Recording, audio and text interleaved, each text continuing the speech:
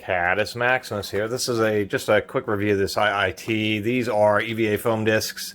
These are buffing wheels. They're essentially like polyester. I forget what material, but it's essentially like sandpaper impregnated. It's a grit with a glue and epoxy impregnated in fiber wheels.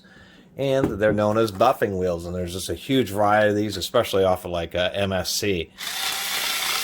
These were in a value bin at True Value Hardware, and they weren't $4.99. They're only $2.99, so $3. This is probably this brand IIT is really pretty cheesy, really low quality tools. But these types of accessories, these consumables, especially for the lower price, definitely worth it. $3. That makes it 75 cents per wheel, and then you get this free little mandrel. Little mandrel is pretty cheap. We got to run this down, and this is just designed to be put into a drill. Now these discs actually can run pretty fast. You probably could even get away with these, since how small these are, 2 inches. You could even get away with these in a die grinder spinning at 25,000 RPM.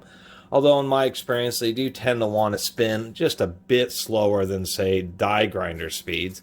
I do like the fact that since it is designed this mandrel is designed to be operated in a clockwise direction, so the threads are actually backwards. We can see we're doing righty-loosey. The deal with that is as it spins, it helps keep this arbor nice and tight. So anyway, I'll end up testing these in a die grinder. What ends up happening is if you run these really fast, then they can get a little bit of a smearing effect. Sometimes they can be a little bit too aggressive. So at least in this video, I'll go ahead and use this 4,000 RPM drill. This should be a real nice balanced speed for these. Now, of course, you can use these on plastics and stuff, but it's not recommended because the plastics melt and will end up clogging the wheel. These are actually designed for metals. They work particularly well against steels. If you have heavily painted surfaces, the paint can kind of clog them up, but one of the advantages of these wheels is that they actually wear down. So as they wear down, you're exposing fresh cutting material. And then I have like a carbon finish, quarter-inch bit here. And so let's do a couple little polishing demonstrations. Here we are. In my experience, these do work pretty well and do work pretty quickly.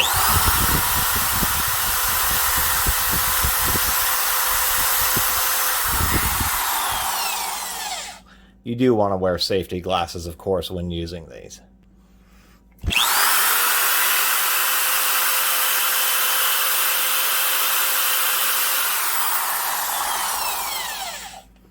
And that's all it really takes, just a quick shot there, and you can see it really works pretty fast. And that 4,000 RPM does seem to be a pretty good speed.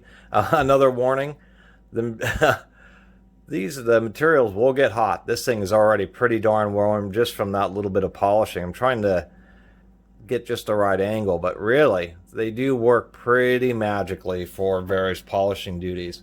We'll try again here. We have this nut. It isn't looking super great. We'll polish up a couple little flats on this thing here. Let's go ahead and get this viced up.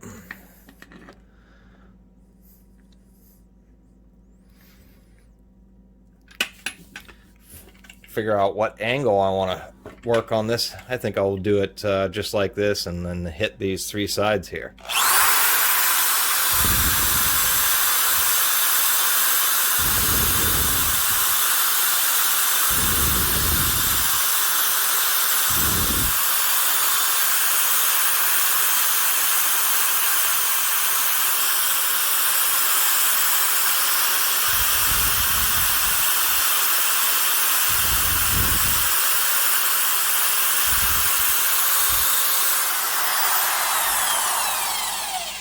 Another thing to mention about these wheels is if you're using them, they're not recommended to really do a lot of deburring, particularly just knocking off sharp corners.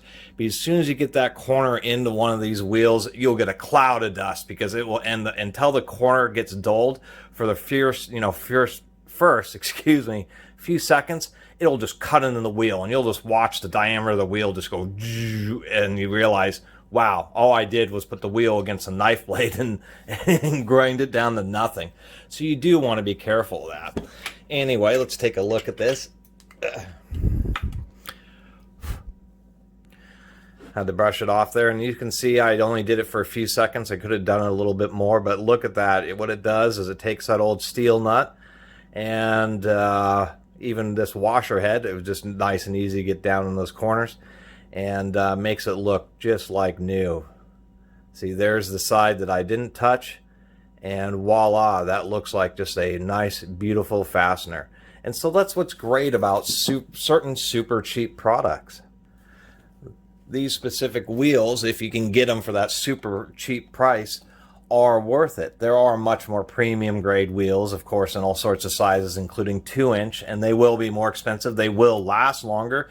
But for general purpose use, when these are just a consumable item, they tend to give you more bang for the buck. A super cheap reciprocating saw blade, for instance, may just dull. It may dull within seconds, and so it may not be worth it versus a much longer lasting, more premium blade. But when it comes to specific products such as buffing wheels, for them to work at all, they have to be halfway decent.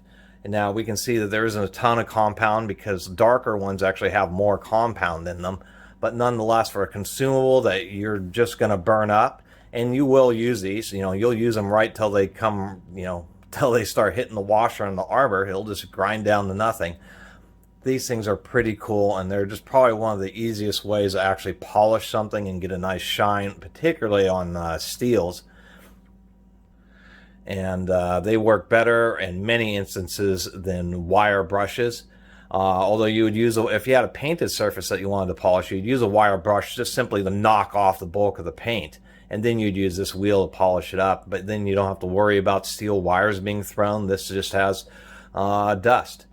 And I think these things are pretty cool, and for a super cheap for IIT, this has got to be their best product, because it actually works, it's actually useful, versus so many of their other tools which are just not even worth buying. They're such poor quality. I think this is a good idea, and if you have a pretty fast drill, in this case a 4,000 RPM drill, just seemed to be just perfect for this.